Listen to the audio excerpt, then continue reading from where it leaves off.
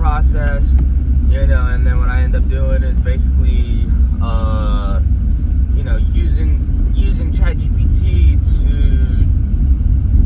first I use another AI to transcribe these videos, and then I document it into ChatGPT, and I'm basically saying analyze it, set some key points in there, and that way I can basically come back to this and see what I've tried and what doesn't work, and kind of start, if I ever try to, lose ideas or anything, I can just come back and be like, oh, maybe what if I do that since I learned this, that type of stuff. But I'm also trying to help other people, in a sense, of if they're trying to start online nutrition, fitness, coaching business. So today I want to talk about, the grind. Obviously, starting up a business, especially by yourself, where you got to learn basically the marketing, the sales, the website building, the messaging, the email formats, all that good stuff. It can get very overwhelming. So, and when I say get overwhelming, I mean you just feel like you have to do it all, unless you know someone, and you give them the responsibility. But no one's gonna care about your business more than you. So at the end of the day, you can ask someone, say, can you do this for me? But at the end of the day, they don't know your vision. And they're like, yeah, I'm sure I can do it, and they can just do it kind of not necessarily half-hearted, but the best of their abilities, trying to paint the picture that's in your head through their, action. So it's kind of hard sometimes. So you gotta stay positive. What I do is I just try to do one thing a day, every day, just one thing for the business every day. That's just one, and eventually, you learn from that, and then you, hopefully it works for you, But the biggest thing is figuring out the one thing that is holding you back the most.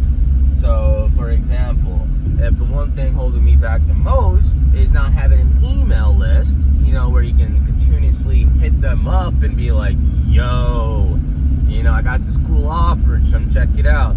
And if that's the one thing that's potentially holding you back, now I'm using, broad, it could be something very different, you know what I mean? You don't have a Facebook, so you can't run ads, or, you don't know how to run Google ads, or, whatever. You figure out the one thing that's holding you, something that's holding your business back, you know what I mean? The main important one, I can 10x my business if I do this. So instead of doing anything else, rather working on the easy stuff, work on what needs to get done to get you to the next level, and don't stop until it's finished, you know what I mean? So if you need an email list, just for an example, if you need an email list, create lead magnets to get your leads and to get your emails, so that way, you can scratch it off the list and say, all right, well, my business still isn't profitable. I think it potentially is because of this, and then you just work on it, one thing a day, and I guarantee you, there was this book I read, I forgot what it was, but it's basically, I think, a Swedish guy, or the Swedish team, bicyclist team. They never placed gold, or they never won a trophy before in the X Games or Olympics. It's something I heard a long time ago, or I read it, and it's a long time ago, so I'm gonna freaking butcher it bad. But the principle is behind it is basically, there was this country, I should say that, who their bicycle gang was weak. So they ended up hiring a new coach, and he ended up, his whole philosophy is 1% better every day. 1% better, you know what I mean? And you think to yourself, man, you can only do 100 things different, and you be 100%, but that's false. 1% better every day, So in the book, they talked about how specific everything was. They would have white trailers. The inside of the trailers was superb. It was just completely white, and the reason for the whiteness is they can use a magnifying glass, if you will, and try to find any dust and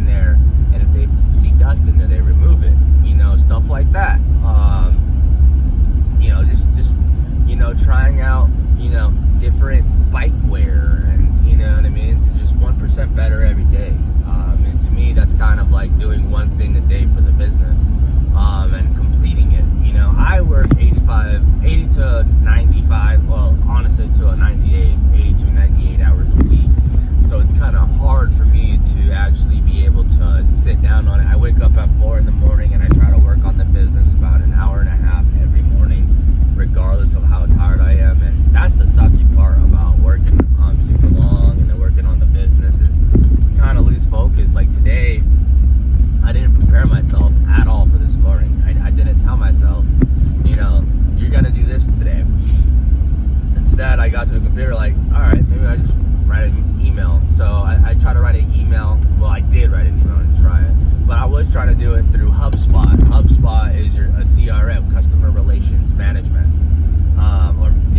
something system, and it basically helps you track all your leads, all your contacts, which basically leads.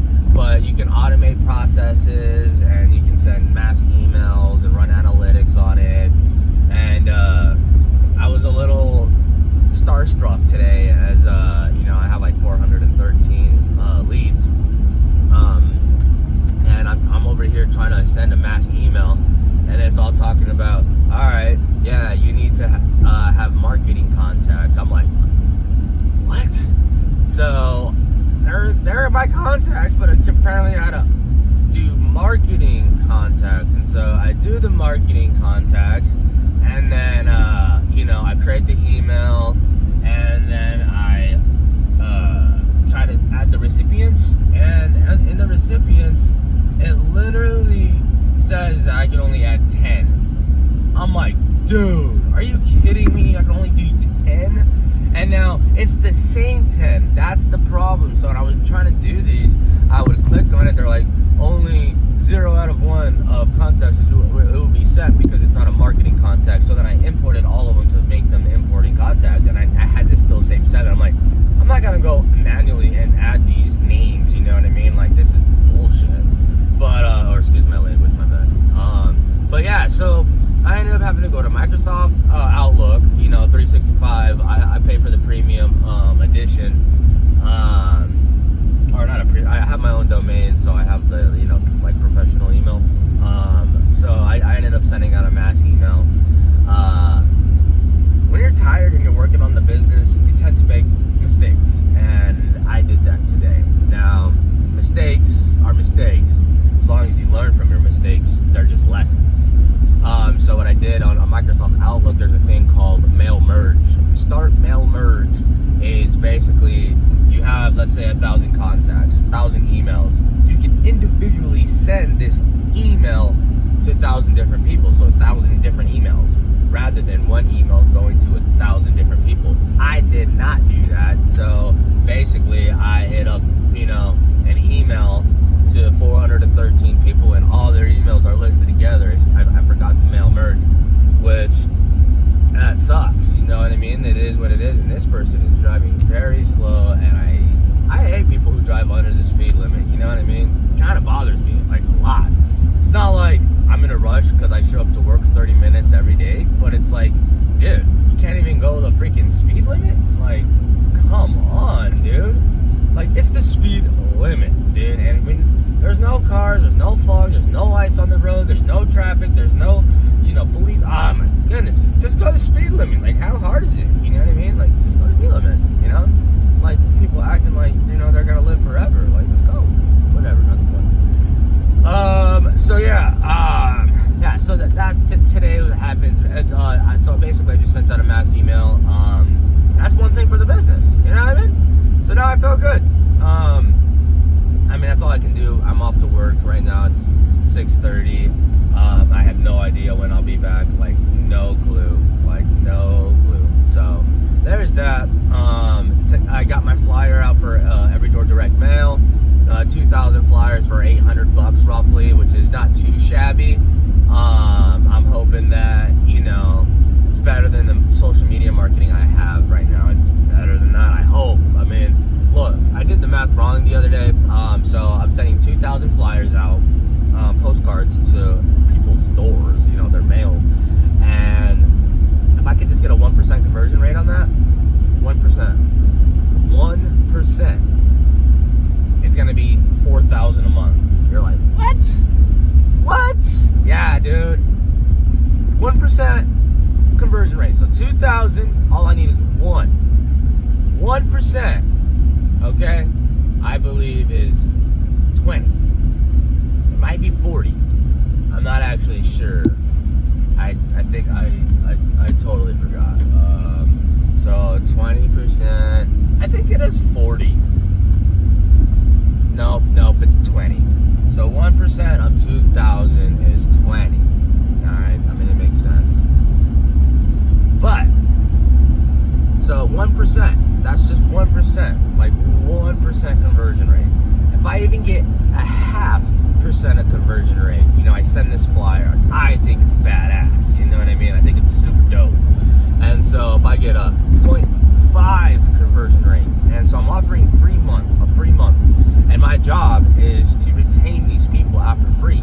So if I can get 0.5% of people to retain after the free month, first off, I gotta have 0.5% convert, and then if I get the 0.5% convert, and 100% stay on, it's my job to make sure that they stay on.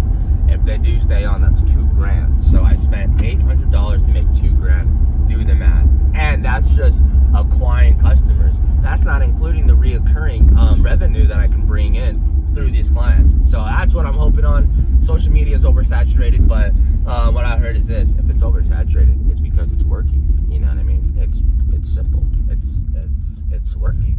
So if I wasn't, if I'm tapping into a market that is not saturated, think about it.